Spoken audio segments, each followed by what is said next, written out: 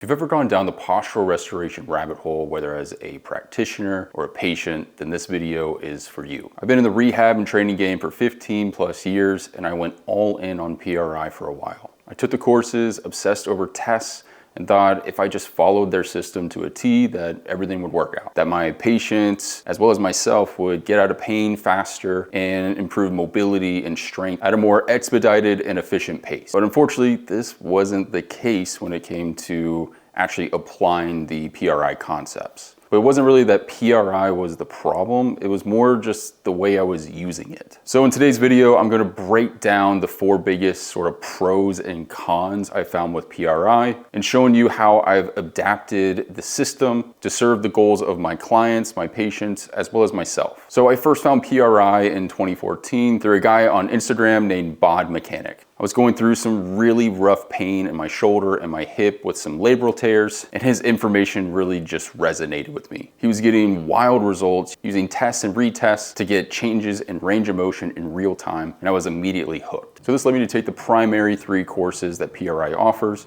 I read through all their course material and immediately started to implement what I had learned. I was really nerding out and thought that I had found the system that would fit literally everything for myself and my clients. But in doing this, I ended up making a huge mistake. I started adapting my goals and my clients' goals to fit PRI instead of adapting PRI to fit us. Our real goals like getting stronger, moving well, and living pain-free. And I really started to realize this mistake when it came to assessments. PRI gave me a way to think objectively about movement and pain. It trained me to stop guessing and actually measure how someone moves, which in turn made the rehab and training process much more objective, and I saw positive changes for myself and for my clients. That mindset still influences how I coach today. When a client comes in with pain, I'm not just handing out some generic stretches, banded external rotation, or hip impingement mobilizations. I'm assessing their specific movement patterns and using that to guide what we work on. But here's where it went off the rails a bit, and something that I noticed that PRI practitioners tend to do, and I'm guilty of it myself. If a table test didn't improve mobility immediately, then myself or practitioners would immediately shift to, well, what do you feel? Do you feel more of a left hamstring? Do you feel your right glute? Which instantly turned the PRI approach from objective measurements and trying to prove to people like, hey, you're actually moving better, to something that was completely subjective just because we didn't see results. And I really just did not like this. At the end of the day, when it comes to sensation-based things, yes, you can make someone feel better, but there's a multitude of ways to make people feel better from a sensation standpoint. And it's really not an objective measure to show progress over time. And the main reason why is because I can't feel what you're feeling, and you'll never be able to feel what I'm feeling. It is an extremely individual-based experience that people go through, thus trying to communicate it oftentimes can be skewed. So rather than trying to stay objective, I ended up chasing people's feelings and their sensations of just trying to make improvements in that way instead of actual objective results and their mobility. And again, this is something that I see all the time online and social media, is just practitioners skewing results. And in turn, I basically was just doing the same thing I was originally doing, where I was just throwing stuff at the wall, hoping something would stick, obsessing over sensation instead of just focusing on moving better and getting stronger. Now, this is a nice segue into table tests to provide a good baseline in the assessments that we just talked about. But again, there's limitations to them. So table tests gave me common language to work with. Ober's test, straight leg raises, hip rotation, shoulder internal rotation. They showed me what was available in a passive position for myself and my clients. And that was extremely useful as a starting point, but it was only part of the picture. Table tests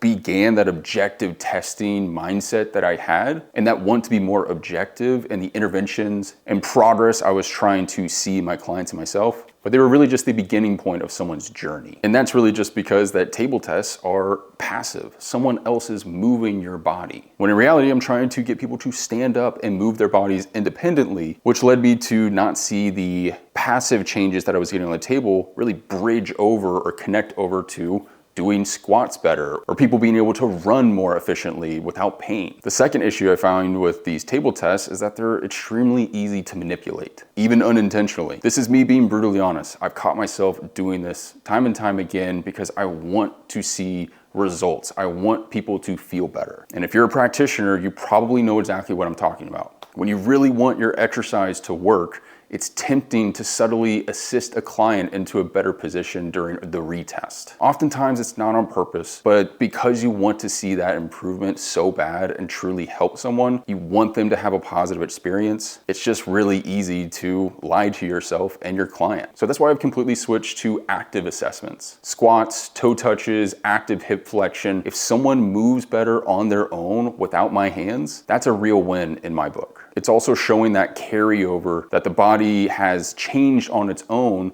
with real movement, not just lying on the table. Now, active tests still have their limitations, and that tempting bit to just say, hey, yeah, this has actually made improvement versus it hasn't is still a thing. But in catching myself and being brutally honest with saying, hey, this has made improvements or it has not made improvements, and just trying to get rid of this like people-pleasing sort of ego thing that I can personally have, has led to much better results for my clients, because we then go through a series of troubleshooting for an exercise or trying a completely different exercise versus just saying, hey, this worked, let's move on. And then a couple weeks later, we're just spinning our wheels because we never actually made true improvements. Which this segues really nicely into pro and con number 3, which is the interventions that Postural Restoration Institute taught me to utilize, which are breathing drills or correctives that we use to sort of reset the nervous system and gain mobility. I still love PRI's respiratory work. It's the best tool I've found to calm the nervous system, unlock tight ranges, and overall help clients break out of chronic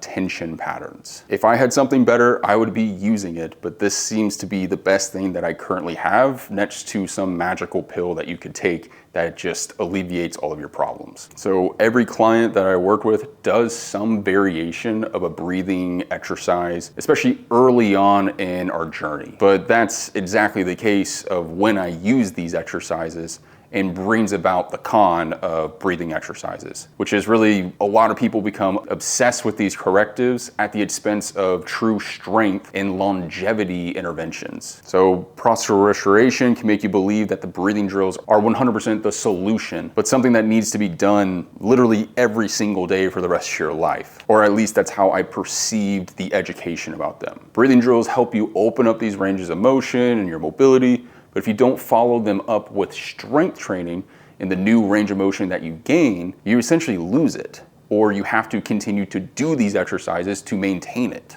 Think of it as when you do these breathing exercises, it's kind of like you reboot your computer, which would be like your nervous system, but you never actually installed the updates or are utilizing the updates that you made. That's why all the breathing drills that I use now are followed up by strength work or whatever exercises that are going to actually make physiological adaptations to that new range of motion. And in marrying both the breathing exercises to the strength work or plyometrics in these higher level activities, I found that these new mobilities stick long term, not only from like a neurological standpoint, but we're actually getting like physiological adaptations with the strength training that we're doing in beefing up muscle or connective tissue and realigning collagen fibers. Like we're actually cementing those gains. Whereas if you only use the breathing stuff, again, it's like you have to re-up every single day in order to hold on to those adaptations. And this even meant that I started having people like batch squat and do strength training like bench presses and all these things that PRI might deem,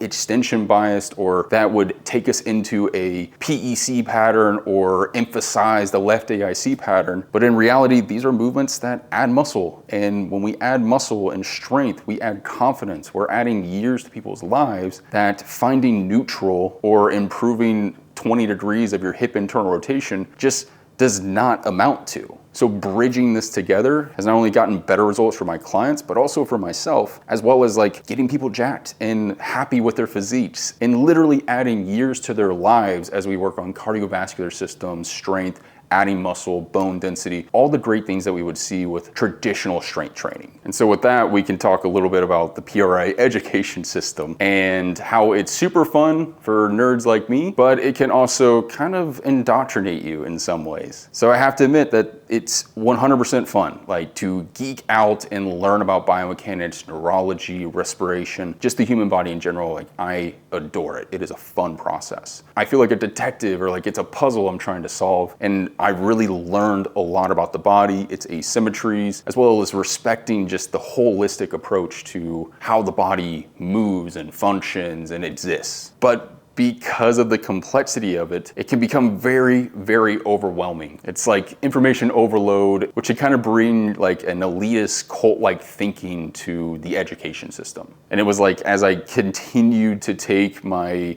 primary courses, I kept getting sucked deeper and deeper into this like PRI thinking or bubble. I started avoiding heavy lifting because of postural restoration, essentially saying that, hey, flexion and that's what we need to be going after. We need to be going after parasympathetic systems, and that, if I did anything that was extension bias or didn't have a posterior pelvic tilt, that I was just gonna be setting myself back. With that and the first point, I was really obsessed with the sensation of like finding the right muscles as I would try to train, which really turned into me just doing like split squats and micromanaging the movement to make it feel right. And I wasn't actually like training anything that actually mattered from like a muscle or strength standpoint. I just was like chasing my tail essentially. And I really just thought that PRI was the only way to fix movement, which really isn't critical thinking. That's dogma. And PRI had a culture, like many continuing education system out there, that reward obsession. You have to think that this is a con ed. It is here to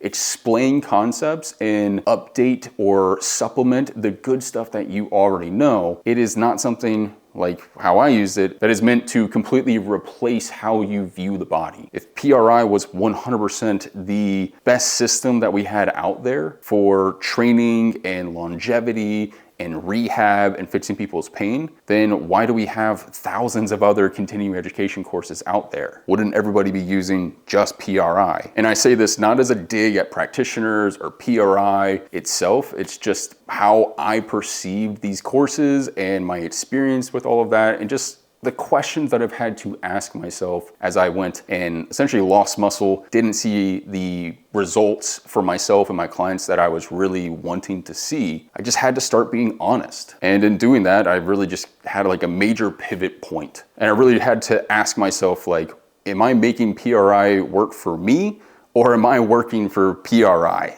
So really, this is how I approach PRI and utilize its information now. I still use assessments, but I focus on them being active movement tests rather than table tests. I still use breathing drills, but only if they're followed by strength exercises, and they 100% get changes with active range of motion. I still utilize some sensation, but it is a proxy measure at best. And I do not chase muscle sensation when doing breathing drills or strength training exercises, and focus more on improvements in mobility and objective tests, as well as good technique whenever someone is actually dynamically moving or lifting. Most importantly, I've made PRI fit my actual goals, which is helping my clients get strong, pain-free, confident, resilient, as well as autonomous, right? They can do this stuff on their own. They don't need me to constantly help them revamp their mobility training or their breath work type stuff. Like, they're becoming more and more independent. I do my best to be as honest with myself, as well as you guys here on YouTube and my Instagram page. I just want to get jacked, and I just want to have fun moving my body, building muscle, feeling strong, setting myself up to be a good role model for my son,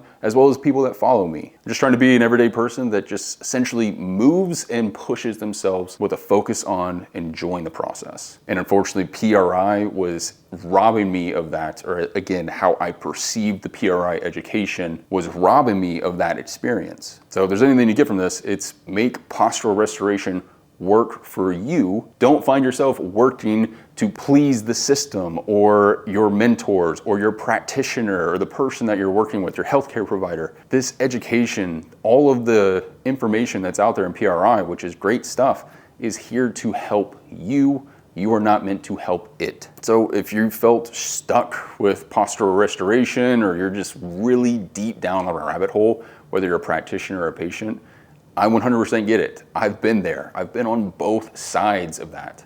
And it can sometimes be a lot. It's overwhelming. But take a step back, and just really think about, what are you using this for? Do you just want to gain some muscle? Do you just want to move well without having pain? Is this actually helping you in that process? And then asking those questions really help to put things in perspective. And with that, you can start to take the good from postural restoration that works, double down on it, and then everything else, in my opinion, is noise in those circumstances, and do away with it. So if you like this video, definitely like and subscribe. If you want me to do a sort of pro and con list to functional patterns, which is another system I went through, I'm happy to do that as well. Drop it down in the comments. And I also have a free posture mobility program down in the description that may help you just make more sense of what I'm kind of talking about here, as well as some practical approaches to the exercises that PRI utilizes and my own bastardization or twist to them.